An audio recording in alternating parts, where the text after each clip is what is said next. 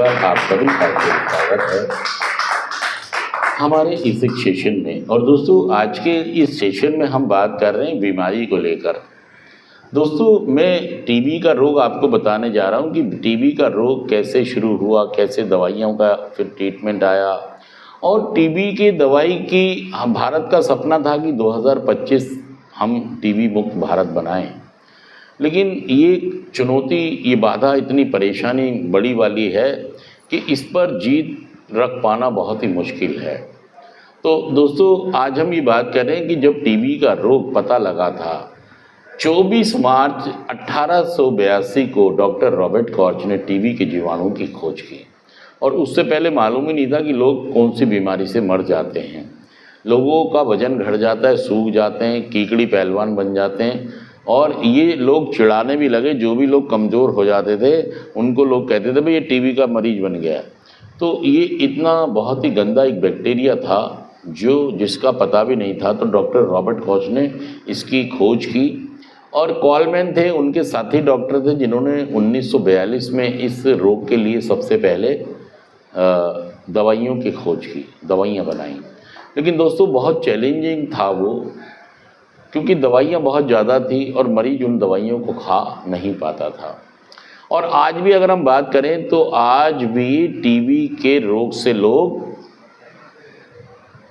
मतलब कितने साल हो गए इसकी खोज हुए जीवाणु की, भाई 18 साल तो वो हो गए, और 100 ये हो गए, और 25 कितने हो गए, 18 और 5 23, 23 और 20 43, 143 साल बाद भी, मतलब जब टीबी के जीवाणु की खोज हुई 1882 में डॉक्टर रॉबर्ट कॉर्च के द्वारा, उसके बाद आज उस बात को हो गए 143 साल, 143 ईयर्स ओल्ड अगर हम जाएं, पीछे जाएं।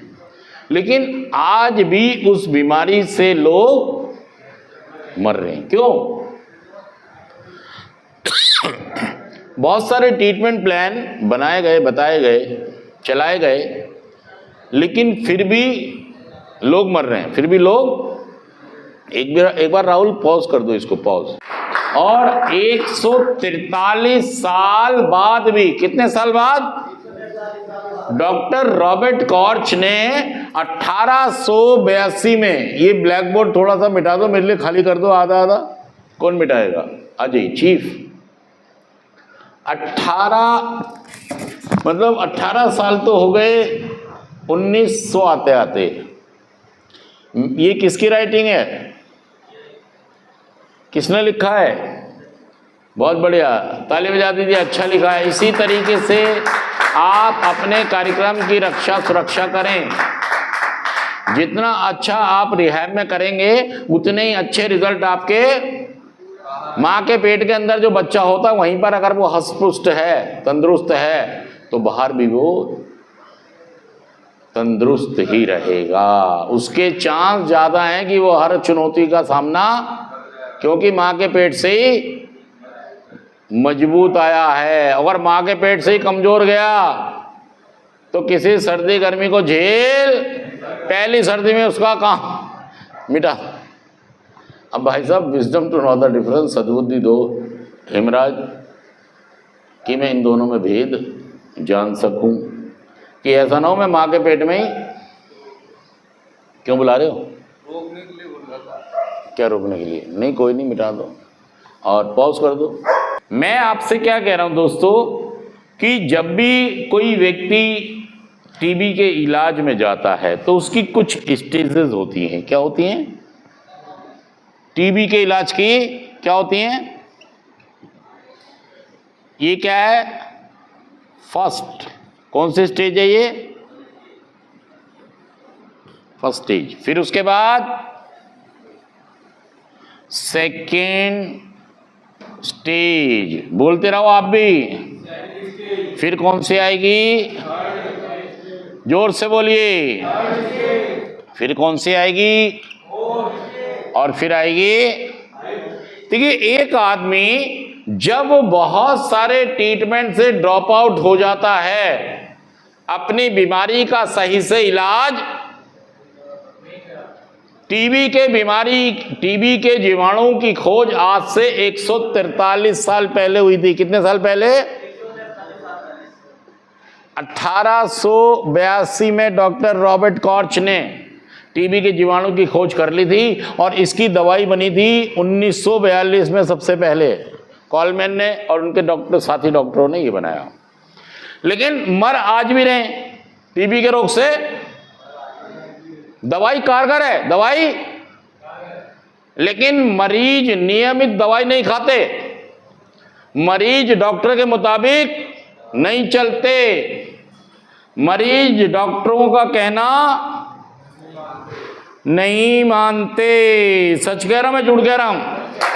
मरीज इसलिए नहीं मर रहे हैं कि दवाई नहीं है, मरीज इसलिए नहीं मर रहे कि दवाई नहीं है, मरीज इसलिए मर रहे हैं कि वो पालन नहीं कर रहे हैं, डॉक्टरों के डायरेक्शंस का पालन नहीं कर रहे हैं। वो नियमित दवाइयां, वो नियमित डॉक्टर से मिलना, इसीलिए आज भी इस रोग से मरीज मरते हैं। और दोस्तों, ये जो हमारा नशेबाजी का प्रोग्राम है, क्या प्रोग्राम है? नशेबाजी के लिए हम कहां पर हैं? रिहैबिलिटेशन में। कहां पर हैं हम?